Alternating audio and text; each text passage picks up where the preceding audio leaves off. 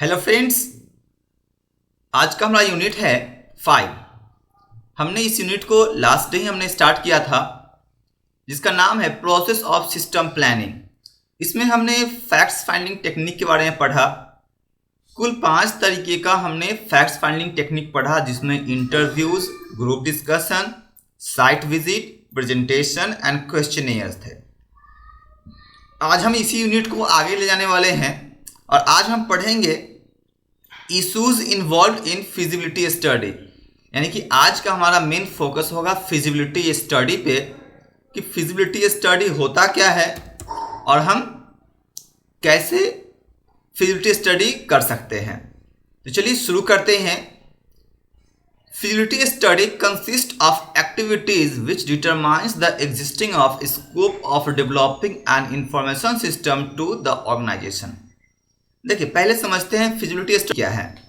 देखिए, जब कोई सिस्टम बनता है तो वह सिस्टम के बारे में हम जानने की कोशिश करते हैं पूरा डिटेल्स, कि जो सिस्टम बन रहा है या फिर जो सिस्टम ऑलरेडी बना हुआ है उसका फ्यूचर स्कोप क्या है।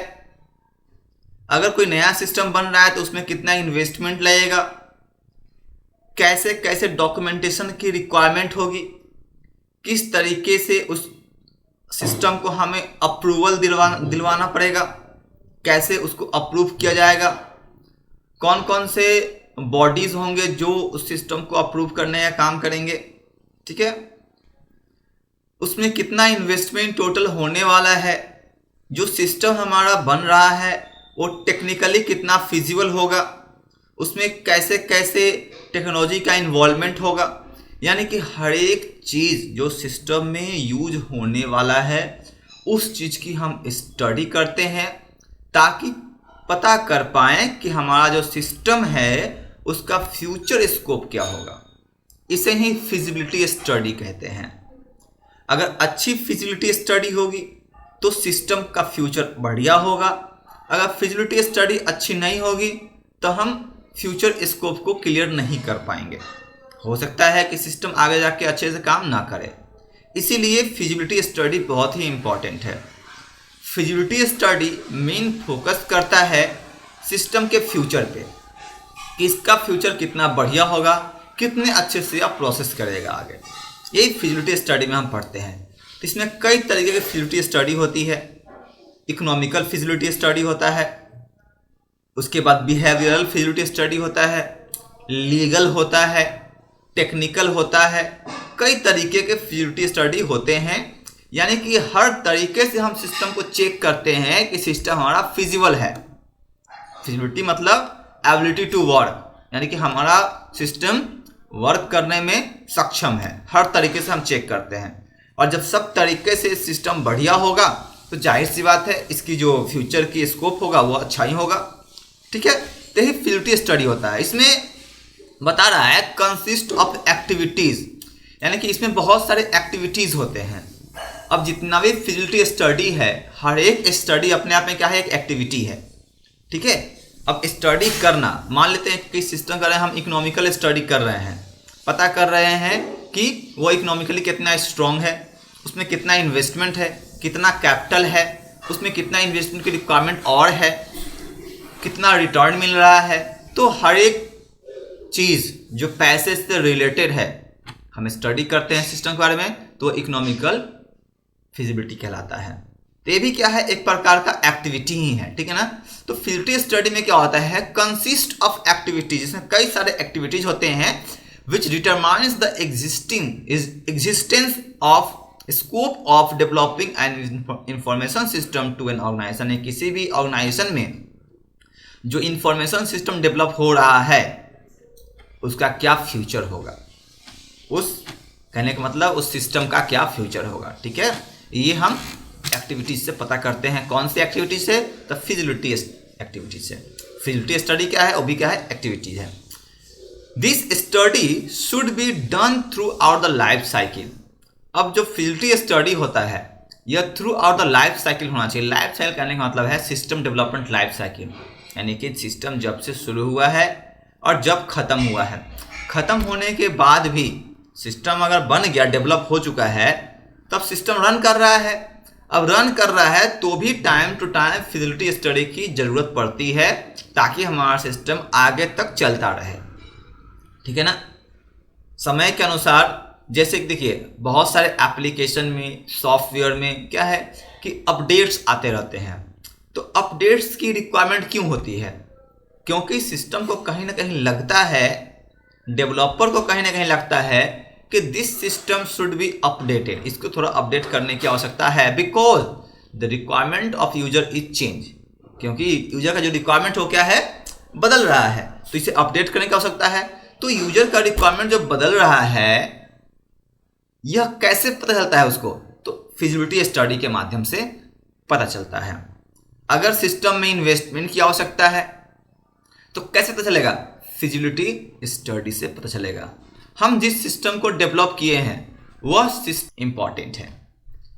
आगे देखते हैं, this study should be done through out the life cycle in a project eight one point of time it may seem that the project is feasible. यानी कि जब हम कंटिन्यू फिजिबिलिटी स्टडी करते रहेंगे तो एक समय ऐसा आएगा कि हमें लगेगा नहीं, now the project is okay, अब क्या है, प्रोजेक्ट ठीक है, अब क्या है, ठीक है, अब इसमें आगे स्टडी करने की जरूरत नहीं है। लेकिन हाँ, आफ्टर सम टाइम्स, कुछ समय के बाद फिर से इसको स्टडी करने की आवश्यकता हो सकती है, ठीक है। But proceeding 1 or 2 phases it may become infeasible. देखिए यहां वही लिख रहा है कि कभी कभी ऐसा लगता है कि सिस्टम फिजिबल है, प्रोजेक्ट हमारा फिजिबल है, बट आगे फिर इसको स्टडी करने की आवश्यकता पड़ती है, यानी कि हो सकता है कि फिर से इनफिजिबल हो जाए, ठीक है। So it is necessary to evaluate the feasibility of a project at the earliest possible time. इसीलिए फिजिबिलिटी स्टडी बहुत ही आवश्यक है कि समय रहते इसको हम कर ले। नहीं, जैसे कि एग्जांपल लेते हैं कि नोकिया कंपनी जब मार्केट में आई उस समय बहुत अच्छे से मार्केट पकड़ लिया इस कंपनी ने और अच्छे से चल भी रहा था। लेकिन समय के अनुसार इसने अपने आप को अपडेट नहीं किया, यानी कि इसकी फिजिबिलिटी स्टडी अच्छे से नहीं हुई कि इसका जो बिहेवियर है, लोगों को पसंद आ रहा है कि नहीं आ रहा है, या फिर लोगों को किसी दूसरे सिस्टम का बिहेवियर ज़्यादा पसंद आ रहा है। तो नोकिया कंपनी जो मोबाइल बनाती थी उसका बिहेवियर फिजिबिलिटी को टेस्ट अच्छे से नहीं किया गया, टाइम टू टाइम नहीं किया गया। फर्स्ट में तो अच्छा था उसका बिहेवियर, लोगों को बहुत पसंद आया, लेकिन सेकेंड टाइम में बाद में लोगों ने क्या किया, उसकी तुलना में दूसरे मोबाइल्स के बिहेवियर को पसंद करना शुरू कर दिया। तो नोकिया कंपनी के लोगों ने छोड़ दिया, नोकिया कंपनी डूब गई। इसीलिए किसी भी सिस्टम में फिजिबिलिटी स्टडी बहुत ही इंपॉर्टेंट है, क्योंकि बिना इसके हम सिस्टम को एक लंबे समय तक नहीं कैरी कर सकते, नहीं चला सकते, ठीक है। Feasibility study start from preliminary investigation phase. अब देखिए फिजिबिलिटी स्टडी स्टार्ट कब होता है? तो जब हम किसी सिस्टम को डेवलप करना शुरू करते हैं, जब SDLC प्रोसेस को फॉलो करना शुरू करते हैं, उसी टाइम में हम पहले प्रीलिमिनरी इन्वेस्टिगेशन करते हैं। यह हमारा प्राइमरी फेज होता है, यहीं पे फिजिबिलिटी स्टडी शुरू हो जाती है।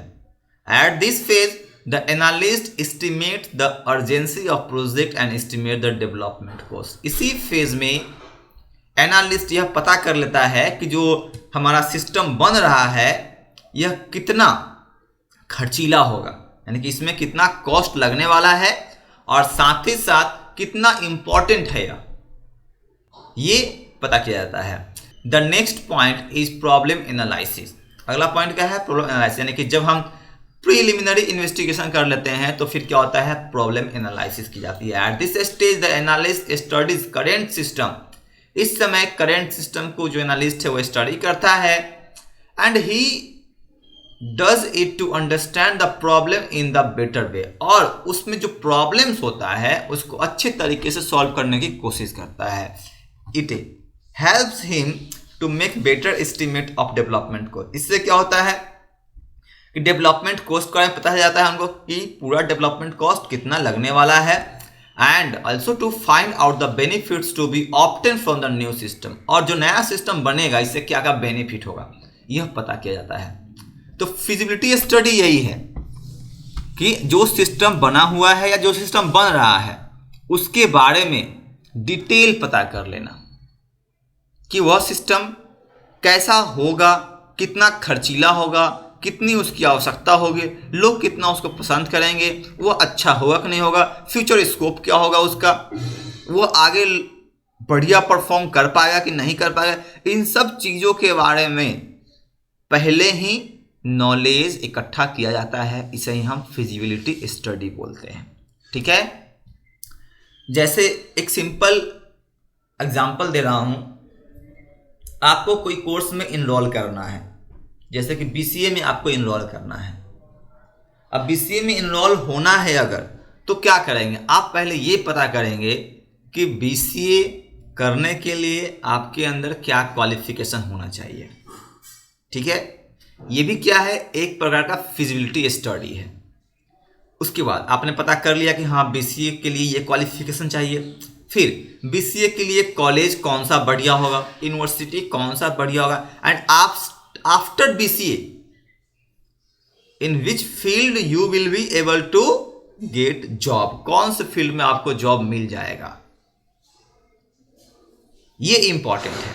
ठीक है, तो हम इसी चीज को फिजिबिलिटी स्टडी बोलते हैं। बीसीए के जो स्टूडेंट्स हैं उनका मार्केट वैल्यू क्या है, उनका मार्केट में डिमांड क्या है, वो कितना अच्छा परफॉर्म करते हैं मार्केट में, कैसा परफॉर्मेंस देते हैं, कंपनीज में उनकी क्या वैल्यूज हैं, इन सब चीज़ों के बारे में हम पता करते हैं फिजिबिलिटी स्टडी में। ठीक है ना, तो ये आपका एक जनरल फिजिबिलिटी स्टडी हो गया जो आप अपने कोर्स को लेकर कर सकते हैं। ठीक है, तो यहाँ पे हम बात कर रहे हैं सिस्टम का, तो सिस्टम के फिजिबिलिटी स्टडी के लिए हम यहाँ पे 4 तरीके की फिजिबिलिटी स्टडी को करेंगे। पहला टेक्निकल फिजिबिलिटी देखेंगे, operational feasibility, economical feasibility and legal feasibility. ये चारों फिजिबिलिटी जो है कोर फिजिबिलिटी है, बहुत ही इंपॉर्टेंट फिजिबिलिटी स्टडी है। टेक्निकल फिजिबिलिटी की बात करते हैं तो इसमें हम देखते हैं हार्डवेयर एंड सॉफ्टवेयर का रिक्वायरमेंट, देखते हैं कि हम जो सिस्टम डेवलप कर रहे हैं उसमें हार्डवेयर सॉफ्टवेयर की क्या रिक्वायरमेंट होगी, उसकी कंपैटिबिलिटी क्या होगी, कंपैटिबिलिटी क्या होगी, ये हम चेक करते हैं टेक्निकल फिजिबिलिटी में। यानी कि हम जो सिस्टम बनाएंगे वो टेक्निकली कितना फिजिबल होगा। और किसी व्यक्ति को हम देते हैं, जैसे मान लेते हैं कि इसे विंडोज 11 है, अब विंडोज 11 की फिजिबिलिटी स्टडी जब चेक किया गया होगा तो इसमें बता दिया गया होगा कि हाँ इसको चलाने के लिए कम से कम 4 GB रैम चाहिए, 4 GB रैम। अगर 4 GB से कम रैम है तो यह काम नहीं करे, यानी कि इसके लिए जो रैम की आवश्यकता है वो क्या है, 4 GB है। तो ये क्या है, एक फिजिबिलिटी स्टडी है। तो आप जब सिस्टम बनाएंगे तो आप बताएंगे ना कि से हाँ आपका सिस्टम, आपका सॉफ्टवेयर कैसे प्लेटफॉर्म पर रन करेगा, उसका हार्डवेयर रिक्वायरमेंट क्या होगा, उसका सॉफ्टवेयर रिक्वायरमेंट क्या होगा। This is the technical feasibility. ठीक है, आगे आप इसको डिटेल्स में पढ़ सकते हैं। नेक्स्ट है ऑपरेशनल फिजिबिलिटी। ऑपरेशनल फिजिबिलिटी क्या होता है कि आपका जो सिस्टम है वह कैसे परफॉर्म करेगा, परफॉर्मेंस के टाइम में क्या क्या प्रॉब्लम अराइज हो सकता है। क्या कहता है यह, operational feasibility is all about problems that में अराइज ड्यूरिंग ऑपरेशन। यानी कि ऑपरेशन के टाइम में जो ही प्रॉब्लम अराइज होता है उसी की स्टडी करते हैं हम ऑपरेशनल फिजिबिलिटी में, ताकि हमारा सिस्टम जब रन करे तो इसमें किसी प्रकार कोई इश्यूज ना आए आगे जाके। There are 2 aspects related to with this issue, यानी कि 2 एस्पेक्ट्स हैं इस इशू से रिलेटेड। What is the probability that the solution developed may not be put to use और मे नॉट वर्क, यानी कि जो सॉल्यूशन दिया गया है इसकी क्या प्रोबेबिलिटी है कि वह काम नहीं करेगा। यानी कि जो अगर सिस्टम में कोई प्रॉब्लम आता है, सिस्टम को ऑपरेट करने में कोई प्रॉब्लम आता है तो उसके लिए कुछ ना कुछ सॉल्यूशंस दिए गए हैं, तो वह सॉल्यूशन कारगर होगा कि नहीं होगा, इसकी क्या प्रोबेबिलिटी है, यह चेक किया जाता है। Next, what is the inclination of management and end user towards the solution. अब जो मैनेजमेंट है और जो इंड यूजर है उनका क्या कहना है उस सॉल्यूशन को लेकर, उनका क्या कहना है उस सॉल्यूशन को लेकर, ये भी हम चेक करते हैं ऑपरेशनल फिजिबिलिटी में। ठीक है ना, तो यहाँ पे 2 काम कर रहे हैं हम ऑपरेशनल फिजिबिलिटी में। There are also issues related with this operational feasibility. कुछ और भी इशूज हैं जैसे कि इंफॉर्मेशन से रिलेटेड इशूज, रिस्पॉन्स टाइम से रिलेटेड इशूज एंड एक्यूरेसी से रिलेटेड इशूज। ये सारे क्या है ऑपरेशनल फिजिबिलिटी में हम चेक करते हैं। ठीक है, सिक्योरिटी से रिलेटेड इशूज भी हैं कि कितना सिक्योर होगा, उसका सर्विस रिलेटेड इशूज हैं, एंड इफिशियंसी है कि हमारा जो सिस्टम है वो कितना इफिशियंट होगा, उसमें जितना रिसोर्स दिया गया है वो सारे रिसोर्स को यूज कर रहा है कि नहीं कर रहा है। ठीक है, तो ये कुछ इशूज हैं जो कि हम ऑपरेशनल फिजिबिलिटी के दौरान दूर करते हैं। ठीक है ना, जैसे कि रिस्पॉन्स टाइम बढ़िया होना चाहिए, कितने देर में रिस्पॉन्स देगा यह पता होना चाहिए, एक्यूरेट कितना है, यह इनएक्यूरेट काम ना करे। ठीक है ना, एक मतलब कि यूजर को हमेशा सही वैल्यू दे, इसका भी चेक करना होता है। सिक्योरिटी कितना सिक्योर है, क्योंकि अगर इंफॉर्मेशन सिक्योर नहीं होगा तो फिर हमारा जो सिस्टम है वो अच्छे से नहीं चल पाएगा। सिक्योरिटी की भी स्टडी कर लेते हैं, सर्विस भी कितना अच्छा दे रहा है वो देख लेते हैं, एंड एफिशिएंसी चेक करते हैं। तो ये सब आपका जो है कौन सा फिजिबिलिटी है, ऑपरेशनल फिजिबिलिटी में आता है। ठीक है ना, नेक्स्ट है आपका इकोनॉमिकल फिजिबिलिटी। इकोनॉमिकल फिजिबिलिटी क्या होता है, इसमें हम जनरली बात करते हैं कॉस्ट इफेक्टिवनेस की, कि जो प्रोजेक्ट बन रहा है उस प्रोजेक्ट में, उस सिस्टम में कितना पैसा लगेगा, इन्वेस्टमेंट कितना होगा, बेनिफिट कितना होगा, जो प्रॉब्लम्स में अराइज होंगे उसको सॉल्व करना है, तो उसको सॉल्व करने के लिए जो मेंटेनेंस चार्ज है वो कितना लगेगा। इन सब चीज़ों की स्टडी हम इकोनॉमिकल फिजिबिलिटी में करते हैं। आप देखिए यहाँ पे क्या कहता है कि it measure the cost effectiveness of the project.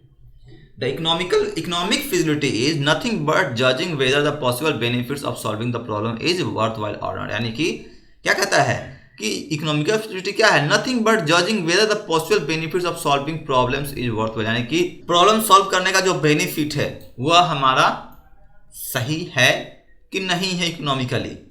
ऐसा तो नहीं कि कोई प्रॉब्लम सॉल्व करने में इतना ज़्यादा पैसा लग रहा है कि हम उससे अच्छा एक नया सिस्टम डेवलप कर ले सेम टाइप का। ये भी हो सकता है कि जब मेंटेनेंस कॉस्ट बहुत ज़्यादा हो, इतना ज़्यादा हो कि उतने में हम एक नया सिस्टम डेवलप कर सकते हैं, तो उसको मेंटेनेंस करने के बजाय हम एक नया सिस्टम डेवलप कर लेंगे। जैसे आप एक घर बनाते हैं, मान लीजिए आपका घर जो है एक सिस्टम का पार्ट है। अब घर को मेंटेन करना है, अब उस घर को मेंटेनेंस में जितना खर्च आपका लग रहा है उतने में आप एक नया घर बना सकते हैं, तो फिर आप मेंटेनेंस क्यों करेंगे।